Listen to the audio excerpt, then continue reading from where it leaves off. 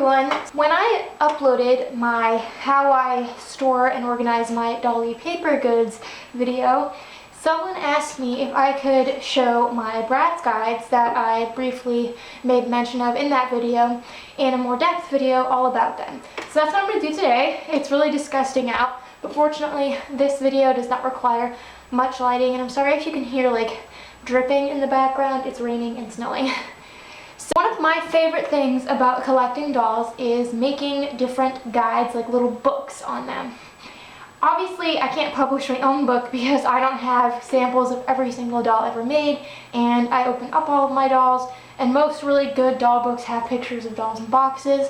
So this is kind of my way of making my own book, not like actually publishing it. So I have a huge stack here, as you can see, and these actually aren't all of my doll guides. Some of them aren't printed. So I have my Bratz book, part 1, part 2, Monster High, Assorted Doll Guide, and Moxie Girls, and I'll get more in depth into what's into these.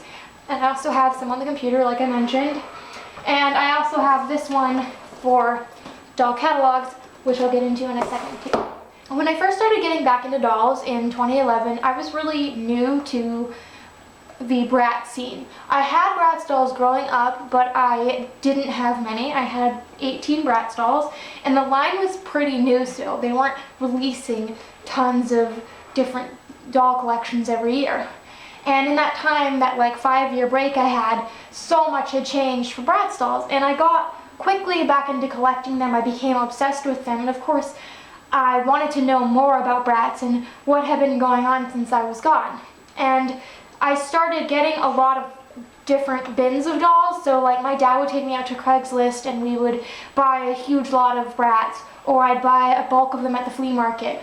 So I was getting all of these dolls and I really wanted to know who they were. And there just weren't any books on Bratz out there at the time. I don't think there still are. And I didn't know about any really good Bratz websites. There's actually a really good Bratz website. It's mostly written in French, but it's called the Passion de Bratz or something like that. I'll link it below in case you're interested. But I didn't know about that site, so I just started making my own guide, and it took hours upon hours upon hours of research, but it ended up being so worthwhile. I learned so much about Bratz dolls. It was a real way to like distract myself. When my dad was sick, I used to take my research with me to the hospital, and I would like write out different lists of all of the Chloe dolls they made, and I would try to like organize the different play sports lines. What you're seeing here, down here in my Bratz book, is actually the second print. I had another printout, and this isn't even the most up-to-date one. I have one on my sister's Google Drive right now that will eventually probably be printed. So I really recommend, if you want to know a lot about dolls, I really strongly recommend making your own guides. There's nothing that will make you more knowledgeable about something. Even like reading already existing books is just not as good as actually piecing the information together yourself. Like obviously I wasn't born with tons of doll knowledge. I know a lot about dolls because I research a lot about dolls because I want to know. I have that thirst. And that might not be for everyone, but if you really want to know, if you really want to get into identifying dolls, if you really want to get into piecing dolls together, if you want to have your own doll guide, say on a website like Flickr or Instagram, it's great to make your own guide and have your own printed out version, because I personally do better flipping through like books than I do looking at pictures online, and that's why I made printouts. So also keep in mind that this is years of work. This is like almost 6 years of work for like the Bratz guides. There's a lot of different ways that you can make doll guides. There's a lot of different formats. I personally wanted the most concise doll guides. I wanted something that was like very to the point but covered all of the necessary information. So I based my format off of one of my favorite books, The Ultimate Barbie Book. So in these guides I try to have a picture of every doll in a box and every doll's facial close-up. Some of my dolls are actually in these books that I printed out if I couldn't find really good facial close-ups online. And I also decided to include any pictures of like the dolls loose. So if there were like good stock photos that were accurate, not all stock photos are, or I borrowed some pictures from the Passion de Bratz. I just want to say, if you're ever gonna like put these sorts of guides online, you want to credit the people you borrowed the photos from. Photo theft is never okay, even if you don't mean to steal. I only use these for myself. I would never like distribute these, so I don't have like every photo referenced. I literally just look at these for myself. But if you were going to distribute them, make sure to credit the photographer because they take a lot of time with their photos. And I know I've had people steal my pictures in huge quantities and use them for their doll guides and not even credit me, not even say it's not their photo. And it's very, very sad when you put so much of your heart and soul into like pictures and your information. Just a disclaimer. This is a, I want to say 3-inch binder. And this covers all of the Bratz boys and the full-sized Bratz girls. So this also includes all their fashion packs, all their play sets. It's not 100% up to date. All of my pages on my sister's Google Drive are. I recommend if you're going to make guides, keep them either like backed up with like flash drives or have them like backed up on Google Drive or something, because I used to have these saved on a computer on my sister's laptop, and fortunately, I had moved them over to my new computer before her laptop died, but like it wouldn't even turn on, so had I not, I wouldn't have had any access to those files because her laptop was so old.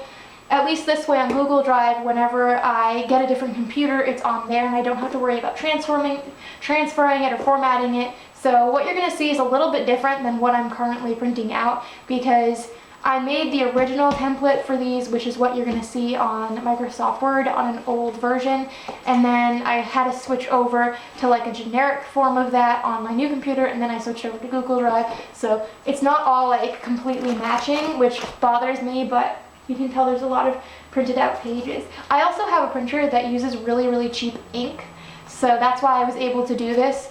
My printer ink only costs like, I don't know, $4 to $6 for an ink cartridge from where I buy it. So that's the wonderful thing about a Kodak printer, but they have a lot of problems. So this is Chloe's page, the first one. I used to keep all my info on the side of the pictures, but now I put it above the top because that's just how it works best on Google Drive.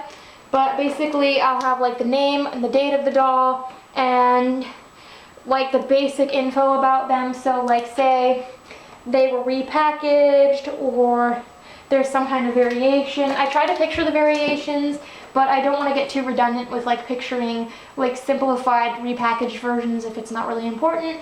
I have these organized by character, so I'm going to take you guys off the tripod and show you. So this is the Chloe section, and I mentioned in my last video I like to use these plastic inserts. My first copy of this book didn't actually have any of these, and that's why I had to print it out a second time, because the pages ripped and they were like hole punches and it got messy.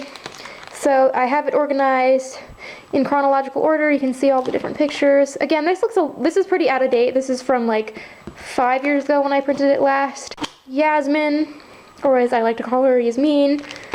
And Jade, Sasha, again, has her own section. Dana has her own section. Phoebe and Roxy have theirs. Fiona, Katya. And then I have this assorted Bratz section. So I kept like the twins and triplets together because sometimes one of them is packaged separately later on. So I like to keep the characters together. Like I have all of the Nevras on a page. And then I have all of the Leahs, all of the Vanessas, all of the Reyes or Rayas. These are all the Kumis, and then on the back here I have Tiana. So you can see that I kind of grouped characters that only have a page worth together. And then these are the characters that have double appearances, so like Felicia and Maribel. And then what I did for all of the single people who were only released once, I have just the years, so 04 and 05, 06, you get it all the way to 2012, I think. So then I have a section on the shoe packs and accessories. And I have sections on the boys here, again broken down by character. So Cameron, Dylan, Eaton, Kobe, Cade. Then the assorted boys. I also had fashion packs with the shoes. And then I have all the play sets, which I grouped by like things. So these are all the vehicles. So like different cars and motorcycles and stuff like that. Then I did scenes and stages, spas and salons, horses and stables, furniture and houses, random play sets like pool, oh, no, that's pools, random play sets like the phone booth and tents and stuff like that. And then I have a section on cases and organizers because I'm really serious about my Bratz stuff. I plan to decorate it at some point, I just always forget. Covers all of the like Bratz affiliates. So I have little angels, and you can see I actually use my label maker for this. And then I have all the little angels broken apart, and I have like the numbers of their collectors' pets and stuff. So those are all the little angels. I have a section on big babies, and like all the fashions for them, kids. All the characters are subdivided. That's my babies section. I have all of like their baby's furniture.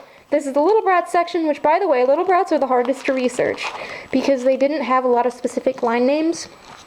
So that's the little Bratz section. So you get the idea. This is my Moxie Girls guide. And I have the Moxie teens with them. And for these guys, I don't have pictures of them boxed in their faces and all of that jazz because they just didn't make enough. I also did that for Bratzillas, who are in that book as well. You can see all the different kinds that are in there. What I did for Moxie Girls is I did a lines overview page. I also did this for Monster High and Ever After High because there's a lot of like repeat like lines, so it helps me sort them out. Like there were 2 different JAMAs and there's a lot of different magic hairs, so I just took like little stock photos and made my own like group photographs. And then these are all just broken apart by like, you know, fashion packs, play sets, and then these are all the different characters. So just a random page. Some of these are my dolls actually. This is the Monster High guide, so you can see here I have like all of the different lists of how things were re-released, stuff like that. And then these are all broken apart by character. Some of these printed kind of funny because my printer head was getting worn out. So yeah, all broken up by character, same way as Bratz. I don't want to bore you by showing you all of these, but I'm really glad I made a Monster High one right when I first got into collecting because they can be very confusing. And then we have my assorted guide here, which covers a lot of different things. So this is all I have for my Ever After High guide right now. I have the rest on the computer with all of the individual characters, but I'm not done that. I have one on Mary-Kate and Ashley. Then I have a whole section on Britney Spears dolls, because I love Britney Spears dolls. Even the mini dolls there. Tycho Little Mermaid. Then I have one on Liv dolls, also broken up by character. And one on High School Musical dolls.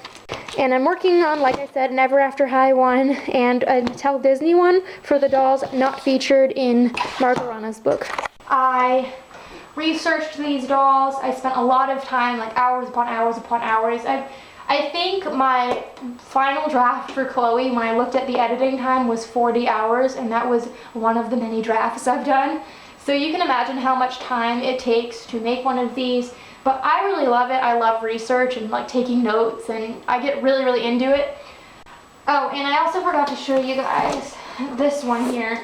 This Assorted Doll Catalogs one. These are just written out lists. So, like I have a written out list of all the Tycho Little Mermaid dolls and like the Monster High end.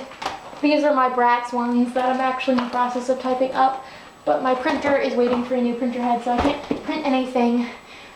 And I didn't want to wait to film this video just so I had the printed out Ever After High pages and whatnot, because those are actually done. So what I like to do is once I have like all of the basis for my research done and the guides made, I like to keep up with the new releases.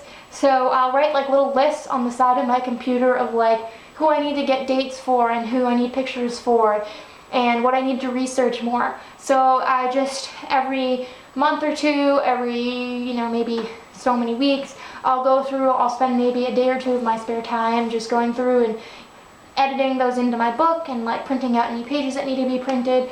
So I only print pages if it's a discontinued line. I'll print it all out together, or if it's a full page for like Bratz, if they're still putting out Bratz, I will wait until the page is full before I print it, so that way I'm not like wasting paper. When I do reprint things, I always recycle all of my plastic Sheet protectors, they can be reused many times, and the pages themselves go to the recycling bin, or I use them to light my wood stove. So no paper is wasted during the process of this stuff. I'm a big fan of recycling and loving the environment.